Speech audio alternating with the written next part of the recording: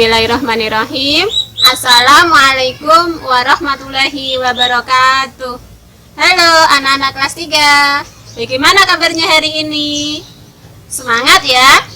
Di video yang kedua ini, Bu Guru akan melanjutkan pelajaran kita yang telah lalu tentang surat Al-Kautsar.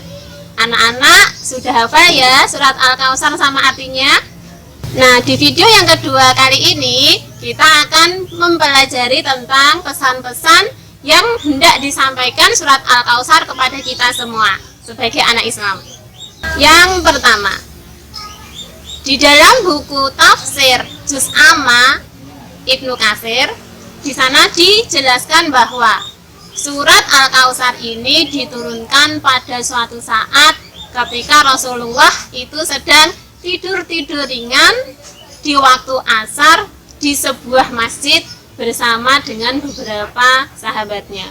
Nah, tiba-tiba Rasulullah itu terbangun dan mengangkat kepalanya sambil tersenyum. Sontak para sahabat yang ada di sekitar Rasulullah pun terheran-heran. Ya Rasulullah, apa yang terjadi? Nah, kemudian beliau menjawab, baru saja diturunkan satu surat kepadaku. Beliau kemudian membacakan Bismillahirrahmanirrahim. Inna a'tainakal kautsar fasholli lirabbika wanhar. Inna syani'aka huwal abtar. Beliau bertanya, tahukah kalian apa Al-Kautsar itu? Kami katakan, Allah dan Rasulnya lebih tahu.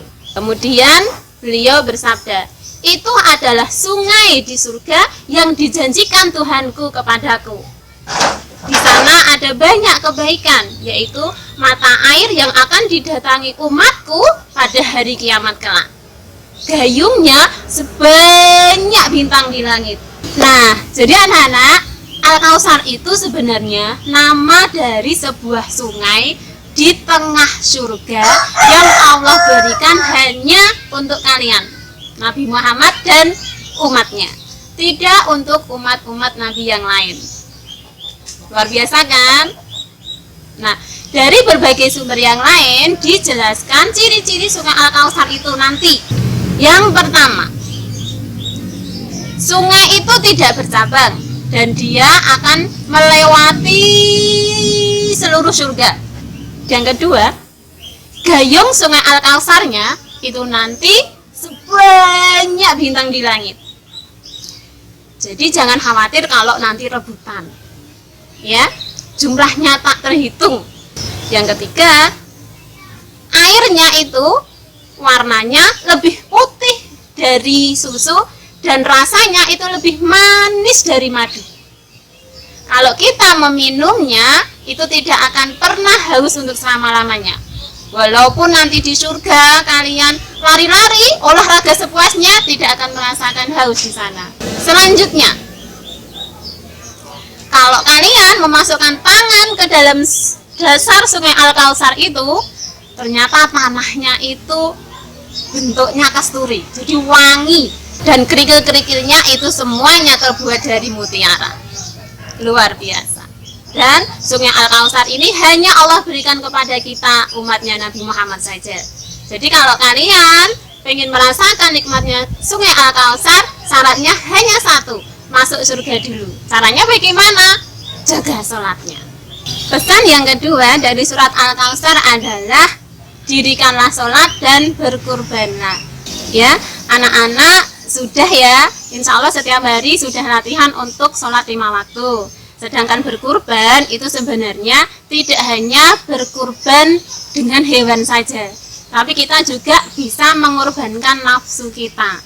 Contoh, nah, hari ini anak-anak dikasih uang jajan orang tua 5.000.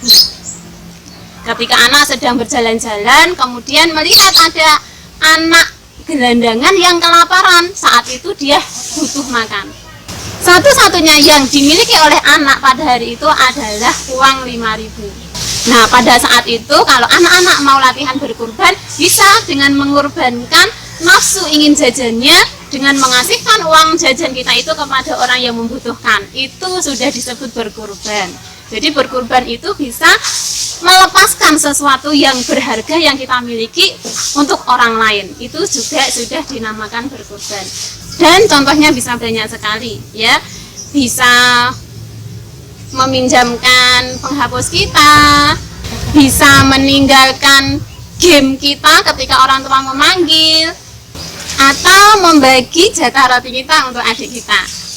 Selanjutnya ada sebuah cerita bahwa ayat ketiga dari surat Al-Kautsar ini diturunkan berkenaan karena pada waktu itu Rasulullah sempat kehilangan seorang putra. Nah, ketika putra Rasulullah itu meninggal, maka orang-orang kafir pada saat itu mengejek Nabi Muhammad dengan kata al-abtar, al-abtar, al-abtar, atau laki-laki yang terputus. Menjadi kebiasaan orang kafir pada saat itu adalah jika ada ayah atau ibu yang kehilangan anak laki-laki, maka mereka terbiasa mengejek orang tua itu dengan sebutan laki-laki yang terputus.